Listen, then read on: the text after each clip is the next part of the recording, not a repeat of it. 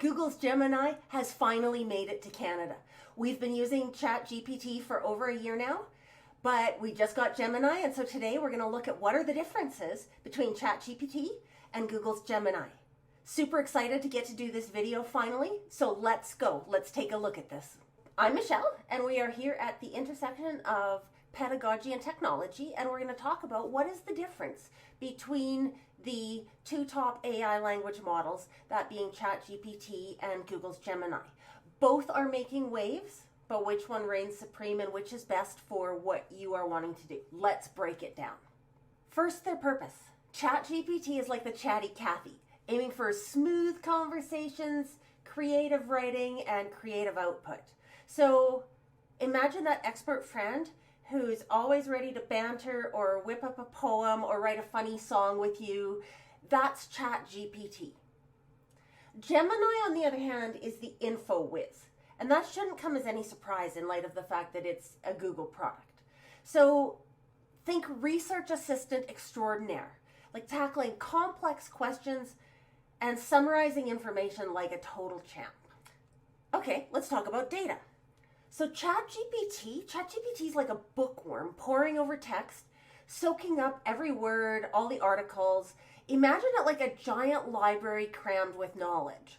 Now, one of the things we have to remember is if we're using the free GPT, I believe as of right now, it's trained up until about the beginning of 2022.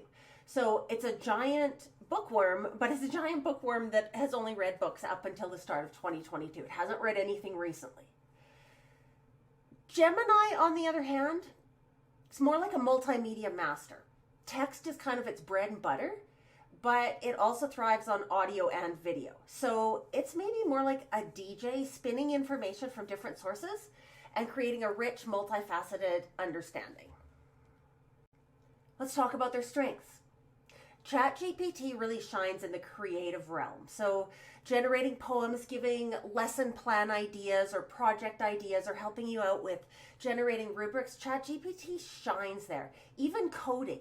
So it's like having a muse. It's like having a brainstorm buddy or a collaborator. And its conversation skills are top notch. Like it feels like a person responding. It's really engaging and it's human-like. Gemini aces the factual accuracy.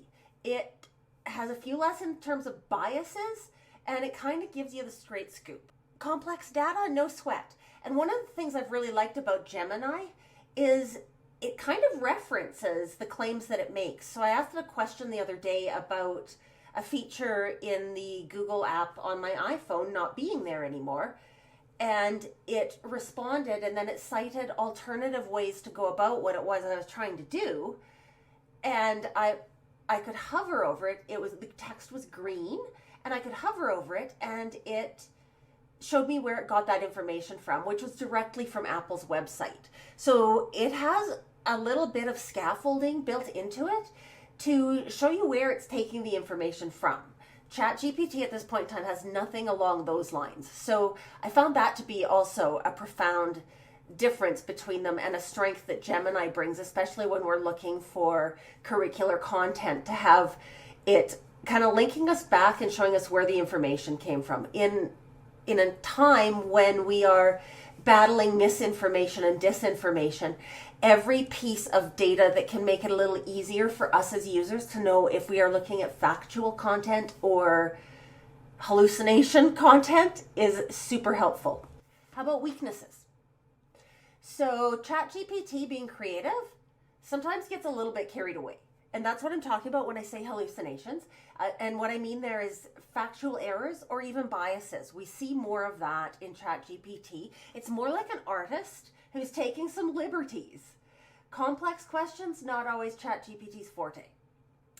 Gemini is a little more powerful on the data, but it's not the smoothest talker. Conversations with Gemini might feel a little bit more robotic. Equally then, text being turned into a teacher that was created using Gemini, it might feel a little less human. And that goes back to that Turing test we've talked about. And GPT passes the Turing test. It's pretty hard to tell if the content you're reading came from GPT or not. It's a little easier to nail down Gemini's content. In terms of privacy for students, we've got some differences. ChatGPT is for 13 and older. So in the classroom, we should not be having students use it who are under 13 years old. The privacy policy is clear with ChatGPT. Age 13 is where they are accepting of users.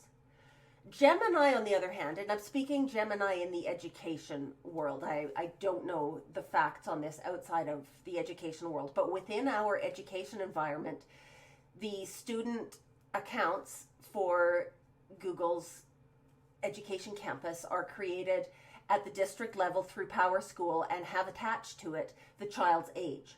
That brings a different layer of security into what we're doing with students because it's part and parcel with the education content, and Google does a great job of taking care of student privacy.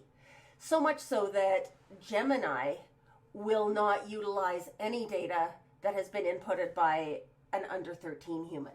So our students can use it, and Gemini is just garbage in, garbage out. It's not going to hang on to that. It doesn't hold it, and that makes it much safer to use in a classroom setting.